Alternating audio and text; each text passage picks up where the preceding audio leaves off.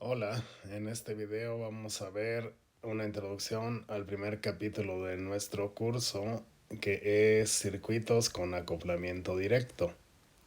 Bueno, dentro de los circuitos con acoplamiento directo tenemos el espejo de corriente bipolar, ¿sí? Que sirve para hacer una fuente de corriente. También tenemos el par Darlington, muy usado en sistemas de potencia, en etapas de salida de amplificadores de potencia. También tenemos el par Cascode, circuito muy usado para tener amplificadores de banda ancha. Y vamos a ver también el par diferencial, sí, circuito muy importante en amplificadores operacionales. Y vamos a ver también las versiones MOSFET de estos circuitos, ¿sí? De las fuentes de corriente o espejos de corriente, el par cascode con transistores MOSFET y el par diferencial con transistores MOSFET. Vamos a ver aquí en este primer capítulo. Bueno, notemos que todos estos circuitos llevan a dos transistores conectados directamente en alguna de sus terminales o a veces dos de sus terminales. Y un requisito para que estos circuitos funcionen adecuadamente es que los dos transistores que intervienen en el circuito sean idénticos. Ese es un primer requisito muy importante. Que los dos transistores MOSFET o bipolares que intervienen en el circuito sean idénticos. ¿Sí? Condición muy Bueno, y importante. entonces decimos de dónde vamos a sacar dos transistores idénticos. Sí, muy buena pregunta. ¿Es posible hacer esto? ¿No es posible? Bueno, vamos a ver una forma en donde podemos encontrar dos transistores, si no idénticos, pues casi idénticos. ¿Es posible encontrar dos transistores idénticos? Bueno, como ven ustedes aquí tengo este pequeño contenedor que contiene transistores de distintas matrículas. De estas matrículas seguramente ustedes ya las han usado en sus prácticas, en cursos anteriores. Una matrícula muy típica es esta, ¿sí? El transistor 2N2222. Y aquí en esta cajita tenemos 20 piezas de ese transistor 2N2222. Vamos a tomar algunas de estas piezas y vamos a medir la beta de esos transistores para ver si de esta manera podemos tener quizá suerte y encontrar dos transistores que tengan beta idéntica, ¿sale? Bueno, aquí tenemos un multímetro, el cual tiene la función para medición del parámetro HFE, de los transistores bipolares. La HFE es lo que conocemos típicamente como beta. Entonces, de acuerdo al manual de este instrumento, nos dice que el medidor inyecta por la base una corriente directa de 10 microamperes y polariza al transistor con un voltaje entre colector y emisor de 3.5 volts para estimar su beta. Entonces vamos a realizar la medición, no sé, de unos 5 transistores bipolares de los que les acabo de mostrar de la matrícula 2N2222 y vamos a ver cómo nos va, ¿no? Vamos a ver qué betas encontramos y poder ver si tuvimos por ahí algunos transistores idénticos, ¿no? Bueno, muy bien, vamos a empezar con la primera prueba. Transistor número 1, sí, ahí está. Tiene una beta de 191, ok. Transistor número 2, 215, ok, 216, bueno, ok. Transistor número 3, sí, 175 de beta. Transistor número 4, 193 de beta. Transistor número 5 tiene una beta de 186. Bueno, pues ya hemos medido 5 transistores. Ninguno tuvo beta idéntica a cualesquiera de los anteriores. Y así podría yo continuar con los 20 transistores que tengo aquí. Y pues lo que va a pasar es lo que ya vimos, ¿no?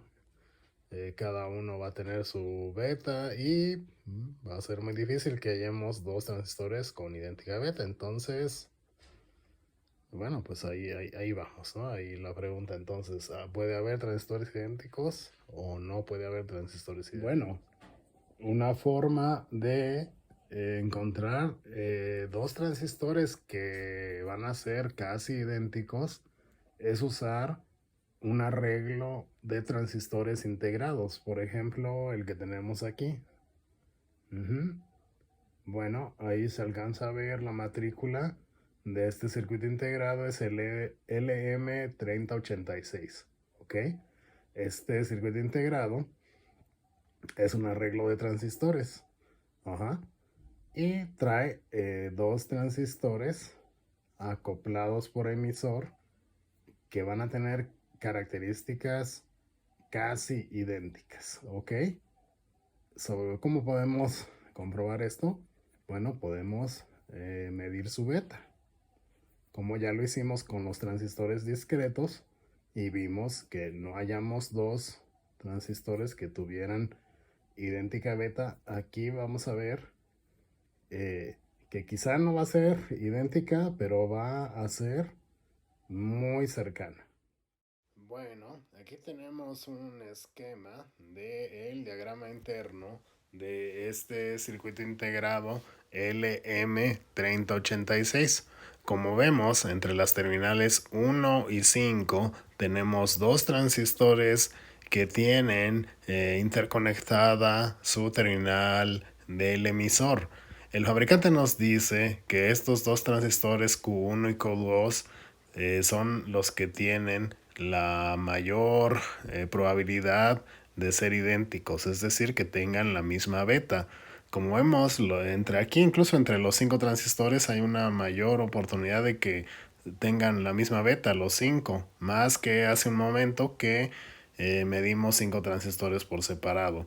Entonces vamos a hacer este experimento, a medir la beta de estos dos transistores, a ver cómo nos va. Bueno, aquí tenemos nuestro circuito integrado y tenemos conectados cables en las terminales 1, 2 y 3 que corresponden entonces al transistor de la izquierda. Y estos cables van conectados a las terminales respectivas y vamos a ver la lectura del instrumento que nos indica una beta de 150 para el transistor de la izquierda. Bueno, ahora tenemos el transistor de la derecha, las terminales 3, 4 y 5 están conectadas de igual manera a las correspondientes y el medidor nos indica una beta de 153. Como vemos, los dos valores son muy cercanos. Ajá. Hace un momento el último registro nos dio 151, si se fijan. Entonces, son dos valores de beta bastante cercanos. Fíjense que en realidad en todo componente electrónico hay una propiedad que se le llama, bueno, en inglés se le llama matching. Ajá. Es decir, qué tan idénticos pueden llegar a ser dos elementos. Ajá. El mejor matching lo tienen pues los transistores MOSFET. Ajá. Por eso, bueno, esa es otra de las razones por las cuales el transistor MOSFET se usa en los circuitos de muy alta escala de integración, como son las memorias y los microprocesadores. Sin embargo, aquí, como vemos, pues tenemos dos transistores bipolares en el mismo circuito integrado, con una beta en un caso de 151 y en el otro caso de 153. Esto es muy cercano, ¿sí? Entonces, nosotros vamos a usar este tipo de circuitos integrados para en nuestros experimentos, ¿sí? Para poder partir de la suposición que se hace en el análisis de estos circuitos, donde decimos, pues vamos a partir primero que nada de suponer que los dos transistores que involucrados en el circuito son idénticos, ¿ok? Bueno, pues como podemos ver, con estos transistores Q1 y Q2 de este circuito integrado, podemos usarlos para armar de manera casi directa estos circuitos, como por ejemplo el espejo de corriente bipolar, ajá, que bueno, se usa como fuente de corriente. Los podríamos armar de manera casi directa, y los dos transistores ya vimos que están bastante idénticos, ¿sí? También podríamos armar fácilmente la parte de entrada del par diferencial otra vez, que consta de Q1 y Q2. Igual pues los transistores ya están unidos por el emisor y vimos pues que tienen una beta muy próxima. También existen arreglos de transistores MOSFET para armar este tipo de circuitos, por ejemplo el espejo de corriente versión MOS. Ajá. Existen estos arreglos de transistores MOSFET, tanto N, de canal N, como de canal P. Podemos entonces usarlos para armar este circuito, o bien el par diferencial de entrada M1 y M2 de la versión MOSFET de el amplificador diferencial, ¿sí? Existen entonces también circuitos integrados donde tenemos arreglos de transistores MOSFET. Como les digo, los MOSFET todavía se igualan mejor que los bipolares, aunque vemos que el bipolar tiene muy buena igualdad ahí, digamos, ¿no? Muy buen matching, como les decía, hacen buen match, ¿no? Entonces, tenemos el circuito integrado ALD 1107, que trae dos pares de transistores PMOS, ajá, para poder hacer fuentes de corriente o lo que necesitemos con transistores PMOS. Y de la misma manera tenemos otro circuito integrado, el, perdón, el ALD 1106, como vemos aquí, que trae también dos pares de transistores NMOS para poder armar pues igual fuentes de corriente, pares diferenciales, pares cascode. Entonces, bueno, el primer circuito integrado bipolar lo pueden encontrar fácilmente en el mercado nacional. Estos ALD son un poco más difíciles de encontrar en el mercado nacional, pero no se preocupen, yo se los puedo prestar en el laboratorio. Y bueno, ya vimos entonces que este concepto de transistores idénticos lo vamos a usar en la teoría, pero vemos que prácticamente también es una realidad. Entonces, Espero pronto, bueno, si no me presento aún en la universidad, empezaremos a hacer otro video donde ataquemos ya la teoría de esto. Espero verlos muy pronto y mientras vamos a seguir aquí pues haciendo estos videos. El siguiente será entonces la teoría de estos circuitos. Por aquí los veo. Muchas gracias. Le agradezco a mis ayudantes que me prestaron material para poder hacer este video. Por aquí nos seguimos viendo. Muchas gracias. Hasta la próxima.